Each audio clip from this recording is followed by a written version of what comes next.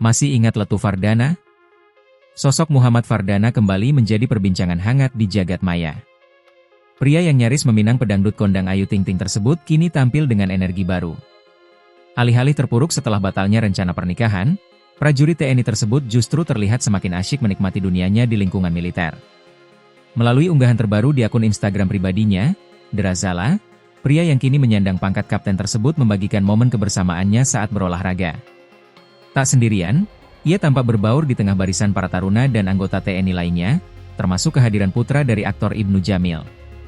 Mengenakan kaos merah dan celana pendek oranye, senyum lebar terpancar dari wajah Fardana sembari mengacungkan jari ke arah kamera.